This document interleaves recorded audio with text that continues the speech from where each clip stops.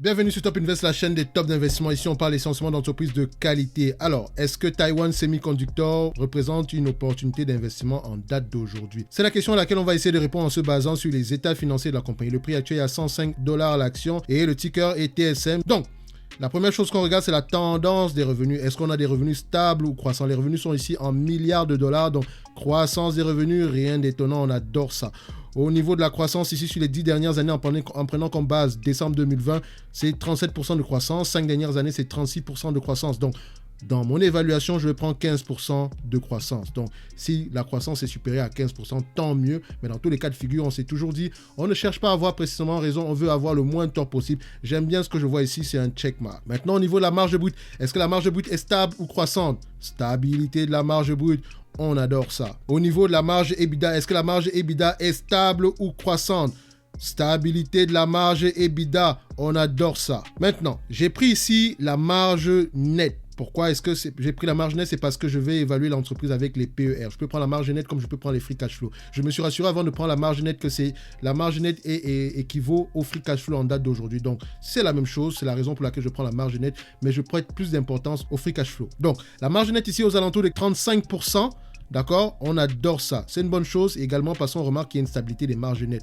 Même si à partir d'aujourd'hui, on a les 38% au niveau des marges nettes, on préfère le garder au niveau de la moyenne, soit 35%. Maintenant, en termes de dette nette sur EBITDA, je ne l'ai juste pas pris ici aujourd'hui. Pourquoi? Parce que l'entreprise n'a presque pas de dette. Elle n'a pas de dette du tout. Elle a plus de cash que de dette. Alors, combien vaut cette entreprise en date d'aujourd'hui? Ici, les valeurs sont en dollars taïwanais. D'accord? Faites attention. Dollars taïwanais. Donc, en termes de revenus, ils ont ici près de 1600 milliards de dollars taïwanais. Donc, j'ai pris comme revenu 1600 milliards de dollars taïwanais, juste pour arrondir. Bénéfice net, ici, j'ai pris comme bénéfice net 35%.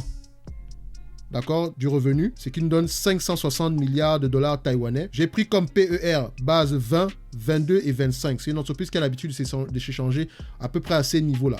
D'accord? Donc, 20 fois les bénéfices multipliés par le bénéfice net en date d'aujourd'hui, qui représente 35% du revenu actuel, divisé par le nombre d'actions, ça nous donne ici, divisé par le nombre d'actions converties en dollars, ça nous donne ici 85 dollars l'action. À 22 fois les bénéfices, ça nous donne 93 dollars l'action. Donc, c'est-à-dire qu'en date d'aujourd'hui, si on se considère juste ces deux éléments, si l'entreprise serait correctement évaluée plus ou moins, parce qu'on ne prend pas en considération là encore la croissance. Maintenant, au niveau des 25 fois les bénéfices, juste pour faire rapidement, j'ai pris un raccourci.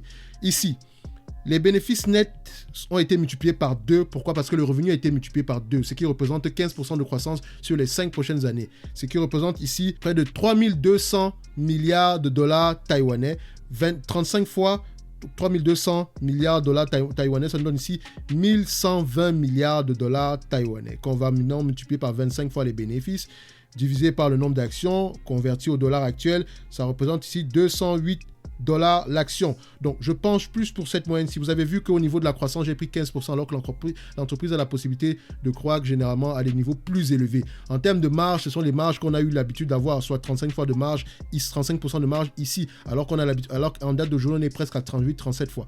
Donc, je suis à peu près, je ne suis pas très optimiste ni très pessimiste. J'ai essayé de rester équilibré entre les deux. C'est la raison pour laquelle moi je penche plutôt pour une valeur aux alentours de 208 dollars l'action. Donc, alors pour moi, en date d'aujourd'hui, la valeur de Taiwan Semiconductor est aux alentours de 208 dollars l'action, en prenant en considération une croissance de 15% sur les 5 prochaines années, plus une moyenne des marges de 35%.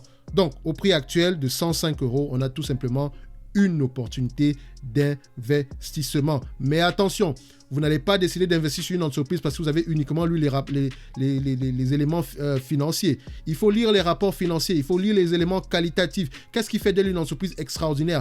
Pourquoi est-ce que selon le management, la croissance de 15% va se réaliser au moins? Donc, il faut avoir tous ces éléments, il faut lire les rapports financiers. Ne prenez pas de raccourcis en lisant juste les états financiers et pensez que vous avez fait une analyse fondamentale. Une analyse fondamentale, c'est l'analyse quantitative plus l'analyse qualitative. Les deux sont indissociables. Donc, moi, je dis au prix actuel, en se basant uniquement sur les éléments quantitatifs, l'entreprise actuellement est une opportunité d'investissement. Maintenant, quelqu'un d'autre pourra avoir un avis contraire.